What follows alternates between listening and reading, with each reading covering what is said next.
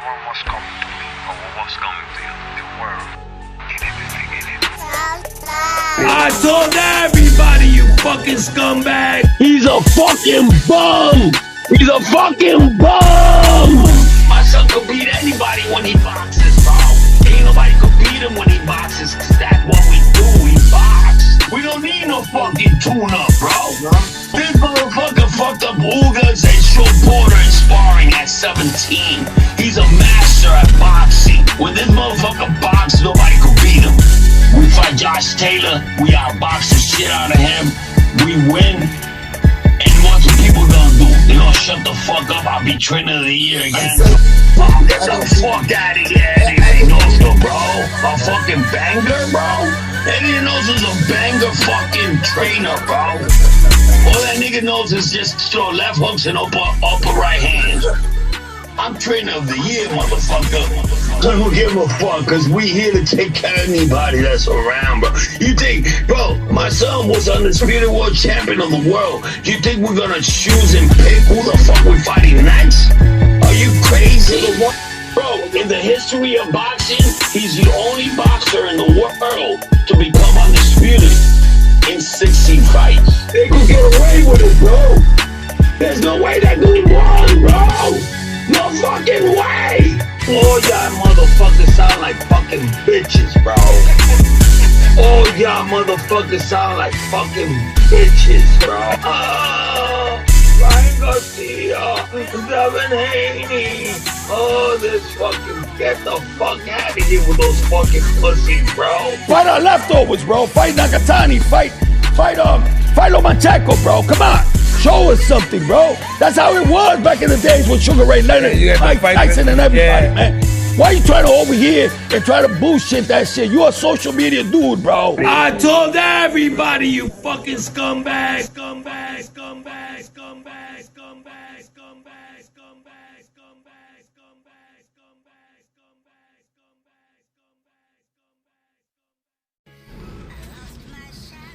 scumbag. First and foremost, I want to say thank you to my Lord and Savior, Jesus Christ. If it wasn't for him, this wouldn't be possible. So, with that being said, hit the like button, share this video, and subscribe to my channel, Low Nose Boxing. What we're going to talk about is a trending topic in boxing. Right now, there's a lot of talk of potential super fights that have to do with fighters jumping up in weight. Not just one weight class, but 2 weight classes, and even 3 weight classes.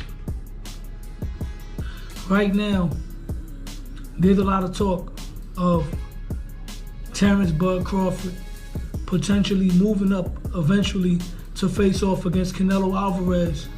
Canelo Alvarez is the super middleweight champion of the world, 168 pounds. Terrence Crawford is the undisputed welterweight champion of the world, 147. And let me bring that back. Canelo Alvarez is the undisputed as well at 168, right? And then there's talk of Terrence Bud Crawford facing off against Gervonta Tank Davis. Gervonta Tank Davis is 135 pounds, right? And there's also talk of Gervonta Tank Davis taking on Inoue, the monster, who campaigns at 122 pounds, right?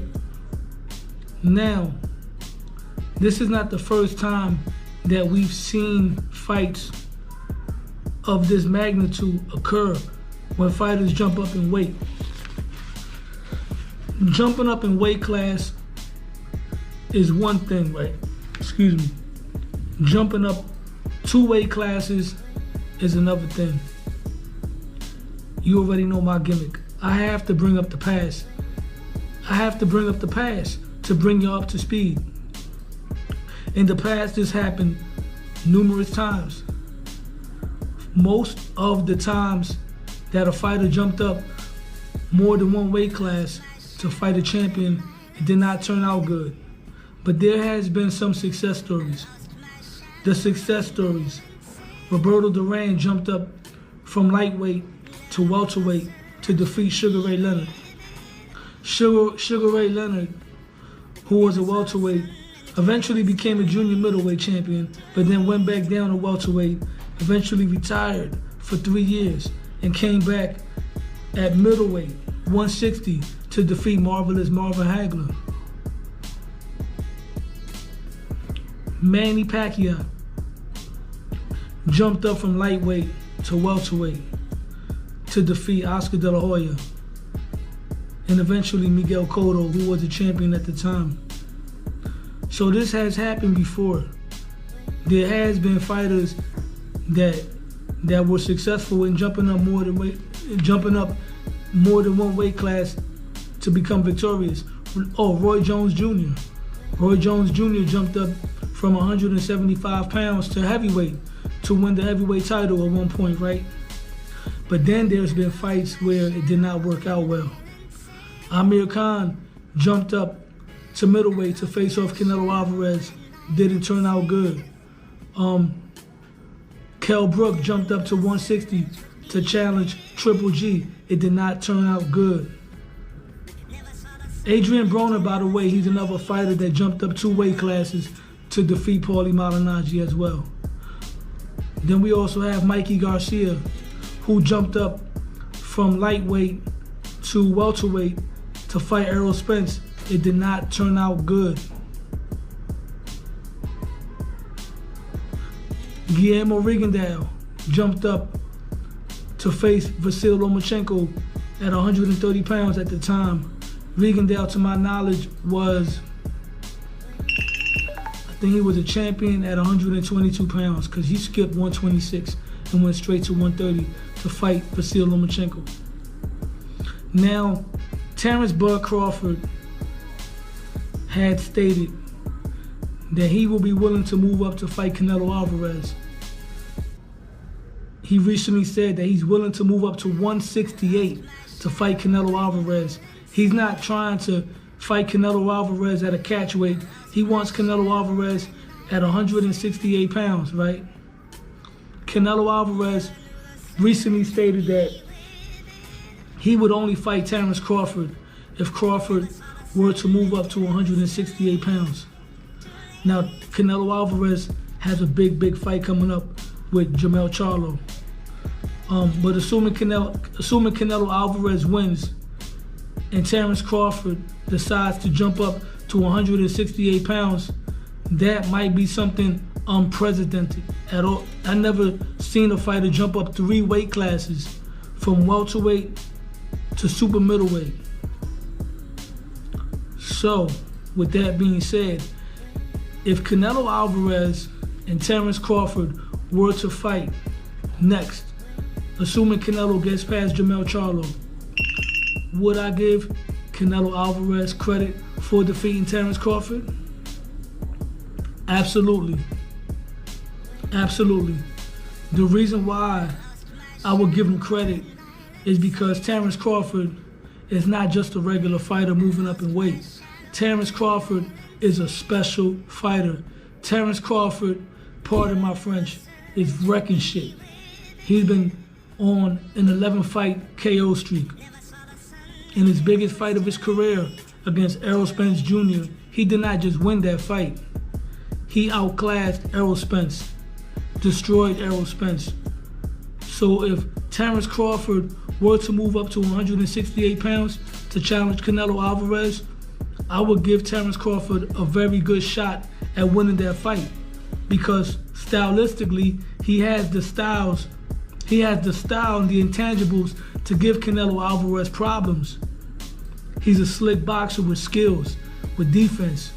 I don't think Crawford could hurt Canelo Alvarez, but he could give him problems. Who would win that fight? That's a whole nother story. That's a whole nother video. But I would give Canelo Alvarez credit if he were to defeat Terrence Crawford. Now, if Terrence Crawford were to defeat Canelo Alvarez, it might have to be in discussion that Terrence Crawford may be one of the top 2 or 3 greatest fighters of all time, because no one's ever done that before. Nobody's ever done that before. Now, you don't always get credit. A fighter doesn't always get credit for beating a smaller guy. For example, when Amir Khan moved up to fight Canelo Alvarez and lost in a brutal knockout, I didn't give Canelo credit for that. Because Amir Khan was not the best fighter in his weight class. Amir Khan wasn't the top dog at 147, nowhere near it. Kell Brook, when he moved up to fight Triple G, was at a better spot in his career than Amir Khan was, but I still didn't give Triple G no credit for that. Because Kell Brook was not the best fighter at 147. The best fighter at that time was Keith Thurman, right? Now, Mikey Garcia, when he moved up to challenge Errol Spence, I give Errol Spence credit for that. Because Mikey Garcia was the best fighter at that weight class prior to moving up to 147. Mikey Garcia, like I said before, was wrecking shit. He was knocking dudes out. He even fought Adrian Broner and Sergey Lipinets at 140 pounds and defeated those guys decisively. So I gave Mikey Garcia somewhat of a puncher's chance going into the Errol Spence fight. Certain fighters are different. Example, Terrence Crawford. If Terrence Crawford were to fight Gervonta Tank Davis, right? Despite the fact that Gervonta Tank Davis has not cleaned out his weight class, the fact that Gervonta Tank Davis, pardon me, I'm a little tongue twisted right now because I'm excited talking about this.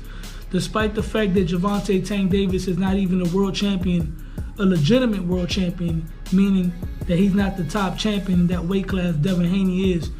Despite that, I still would give Terrence Crawford credit if he was to fight and beat Gervonta Tank Davis, because Gervonta Tank Davis is a special fighter. Gervonta Tank Davis is electrifying.